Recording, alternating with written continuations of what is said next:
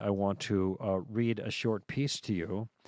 And this is about Johns Hopkins Hospital, which is the hospital that first pioneered transgender operations many years ago, and then under the influence of I think, the chief of psychiatry there, Paul McHugh, in 1979 halted their surgeries. That's a long time ago, but now have renewed that, okay?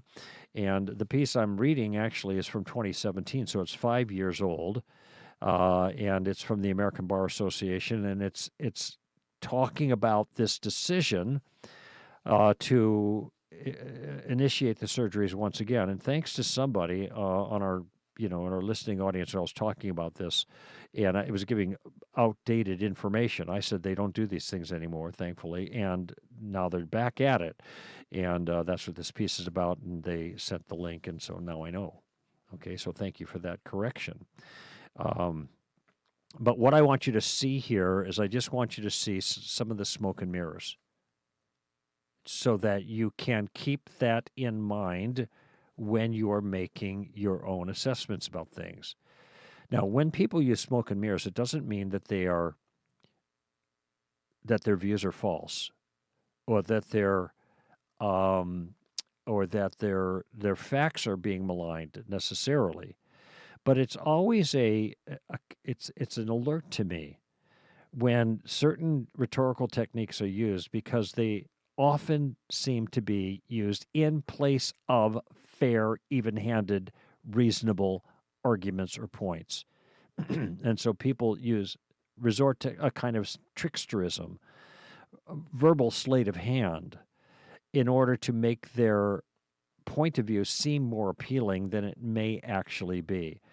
And so the alert isn't so that when you hear these things that, oh, someone's lying.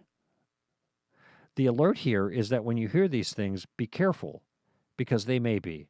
They may be twisting or distorting or corrupting or in some way maligning in such a way that you are making your decision based on the verbal sleight of hand and not on the sound information itself. Okay, so with that in mind, I'm just going to read some of this and point some things out. Okay, the headline reads, Johns Hopkins Hospital opens Center for Transgender Health. Okay, let me just pause for a moment. This is written by Mark Hamby, by the way, April 15, 2017, the ABA. Transgender Health. Transgender is not a disease, just like pregnancy is not a disease. So abortion being health care for pregnancy seems odd because it's not a disease, and abortion doesn't help the health of the mother, and it doesn't help the health of the baby. So it seems odd to call abortion health care. Okay? Now, by parallel to that point, and I hope you see that point, that's one of those distortions. By parallel, here we have a headline that talks about transgender health. But being transgender is not a sickness. And there aren't any health concerns that are, in a certain sense, native to transgender people. People who believe they're a different sex than what their body is. Okay, now I guess if you transition and the transition entails surgery, well, then there are health concerns about surgery, but those are health concerns about surgery as such. Any surgery has health considerations. It isn't transgender health that's the issue here. As if there are special health concerns to transgenders, and if you don't have the right political view about this or moral view about this, that somehow you're denying health care to transgender. So I'm just telling you the alert that pops up in my mind and the question that occurs to me when I read the headline, Johns Hopkins Hospital opens Center for Transgender Health. Okay. Here's the piece. After nearly 40 years, Johns Hopkins Hospital has officially reversed its policy on transgender health. Now, the policy, it seems to me, is a policy about transgender operations. But notice how this is characterized as transgender health. There we go. And quote now, so someone else is being cited here, is moving forward to take care of transgender people in a supportive, affirming way that's grounded in evidence-based medicine, close quote. Okay, evidence-based medicine. Now that sounds very official, very scientific. But what does evidence-based medicine have to do with transgender health? Transgender people, and I'm just not disparaging them at all. I'm just asking the questions about this. This is a mental, um, it's a mental frame of mind. It's a mental awareness. In transgender people, the body is working just fine, right? So how is transgender health grounded in evidence-based medicine? I would imagine evidence has to do with something that relates to empirical evidence, medical evidence, but the medical evidence, which has to do with the physical body, is that the physical body is just fine, which is one of the reasons that Paul McHugh, chief of psychiatry at Johns Hopkins back in 1979, said, we're not going to do these operations anymore because we're mutilating perfectly good bodies. Okay. In any event, now we know where this quote comes from. It's in the next sentence. This is according to Paula Nira, the clinical program director for the new Johns Hopkins Center for Transgender Health. Nira, a former naval officer, a lawyer, and an advocate, left the military to transition from male to female. Okay, so now we know that this statement about evidence-based medicine is coming from somebody who has an agenda. Now, having an agenda isn't wrong in itself, but it ought to alert us to when there might be wording that might I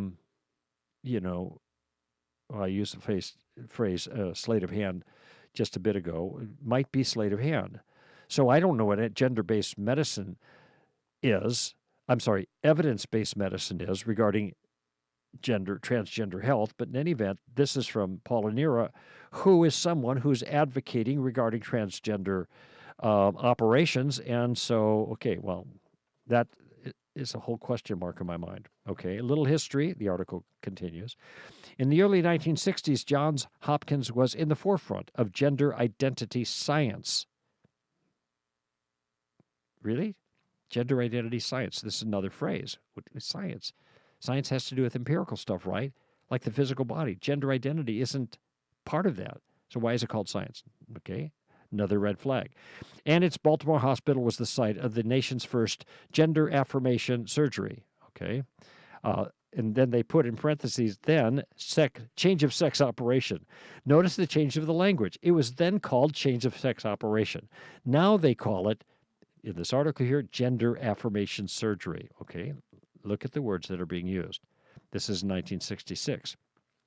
Hopkins halted surgeries in 1979 while Paul McHugh was chief of psychiatry. McHugh believed that by conducting surgeries, open quote, Hopkins was fundamentally cooperating with a mental illness, close quote, concurring with the findings of a study by John Meyer, who ran the hospital's sexual behaviors consultation unit.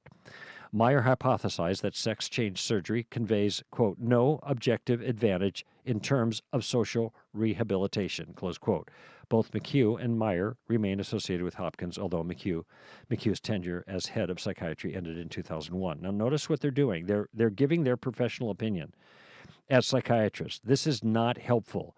This is a mental illness, and you're cooperating with the mental illness, they claim, and it doesn't help, gives no objective advantage in terms of social rehabilitation.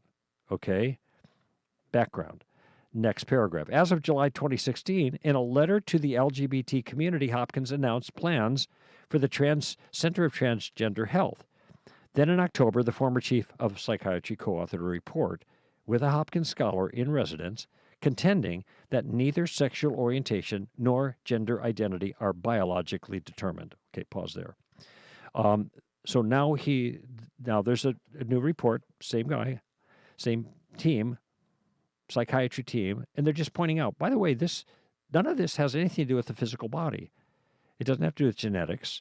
neither sexual orientation nor gender identity are biologically determined. This is obviously true. But it's not politically correct. The piece goes on. The report was published in a conservative publication. Why does it matter where it's published? It only matters if it's a good report or not, if it's reliable information from people who know what they're talking about. Why poison the well by calling this a conservative publication? That is the New Atlantis. I'm not familiar with it, by the way, but nevertheless, there's another red flag. McHugh's name was also in an amicus brief opposing the case of Gavin Grimm, the transgender Virginia student, and McHugh has successfully lobbied to keep gender reassignment surgery from becoming a Medicare benefit. So now you've got McHugh, former head of psychiatry, chief of psychiatry at Johns Hopkins, who's continuing on with his same opinion and campaigning regarding this issue, saying this is not helping anyone. That's his view. Okay, great. Now, is it view right or is it wrong? Well, that's he's qualified to talk about this. But anyway, in response to the gaining notoriety of the report. Now, notoriety is a word that means you're famous for the wrong reasons. Billy the Kid was notorious because he was a famous criminal, you know. That's what notorious doesn't mean famous. It means famous for bad things. In response to the gaining notoriety, another red flag here, of the report in conservative media, why does that need to be mentioned again? Tonia Potiet, an epidemiologist at Hopkins and an expert on transgender issues, okay, another expert, and colleagues at the Johns Hopkins Bloomberg School of Public Health denounced the report. Oh, okay. Wonder why. They don't say. On what grounds? I wrote in the margin here. What's wrong with the report? It was just denounced, okay? Subsequently, the article continues, more than 600 students, faculty members, interns, alumni, and others at the medical school also signed a petition calling on Hopkins to disavow the paper and to continue with developing the center. Okay, once again, on what grounds? What was wrong with the assessment that McHugh gave in calling for a halt to these activities? It doesn't say. What you have is 600 students, faculty members, interns, alumni, and others at the medical school signing a petition. The hospital has continued developing the Johns Hopkins Center for Transgender Health and expects the center to be fully operational this summer.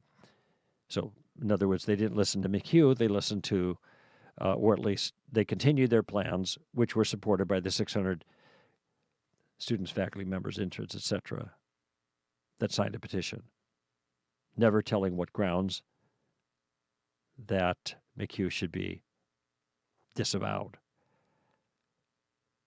In response to the notoriety, once again, is that the third time or the second time that they've used it? Second time they've used the same word. Notoriety of McHugh's report and the negative publicity.